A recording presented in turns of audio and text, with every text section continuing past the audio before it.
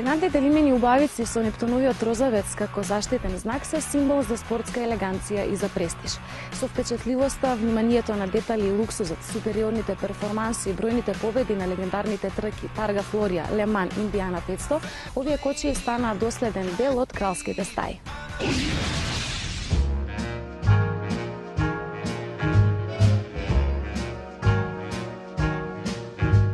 Масерати, автомобил со значка на трозавец, е синоним за спортски модел.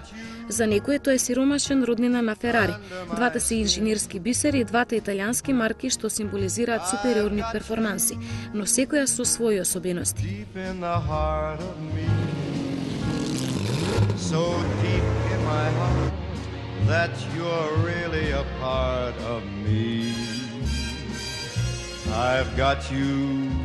Историјата на Масерати е поврзана со 4 од 6 браќа – Масерати, Биндо, Алфиери, Еторе и Ернесто, влюбени во механиката и го основаат Масерати во 1914 година во Болоња. Во 1925 година Алфиери дизајнира и се надпреварува за Диато. По крах на Диато, браќата го преземаат проектот и во 1926 година го прават Типо 26, првиот тркачки модел на Масерати.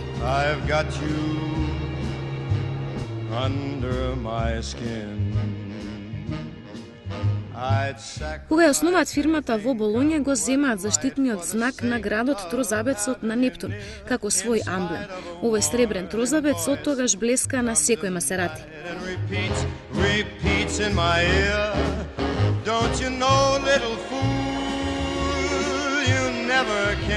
Трките не носат профит и по смртта на Алфиери во 1932 година по патот мотор, трите браќа прават модел што ќе се вози на улица – 4CS. 4 цилиндри зафатнени од 1100 кубици и имате двосет што воодушевува со управливост и дизајн.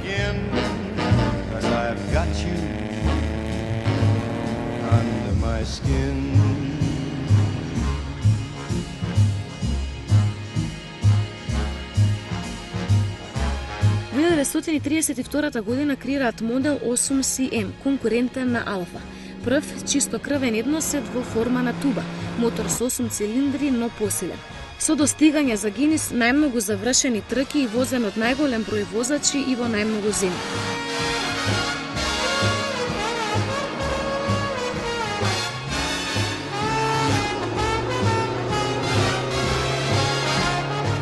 Борбата за опстанок на сцената резултирала со лансирање на 4CM монопосто, модел што требал да обезбеди приходи со неговото продавање.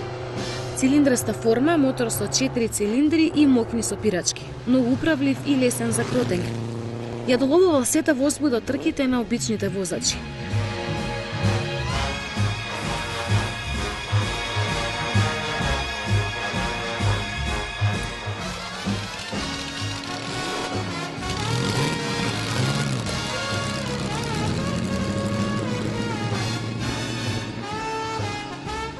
Уморни од 10 годишна борба за опстанок на тркачката сцена, браќата во 1937 година го продаваат Масерати на Адолфо Орси. Компанијата се сели во Модена, каде е создаден 8 CTF, бистер со тубаста шасија и 8-цилиндарски надолжен мотор. Во 1938 година секогаш водел на стартот, но не ги завршувал трките. In spite of a warning voice that comes in the night and repeats how it yells in my ear. Don't you know, little fool, you never can win.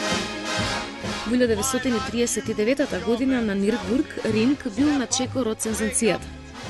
До последниот круг водел пред Мерцедес и Auto Union, но поради проблеми со свекичките морал во бокс и стасал трет. Се докажал на Индијанополис, каде победува едно по друго во 1939 и 1940 година. Бисер со многу иновации, почнувајќи од најдобриот GP мотор преку суспензија, алуфилни и резервоар од магнезиум.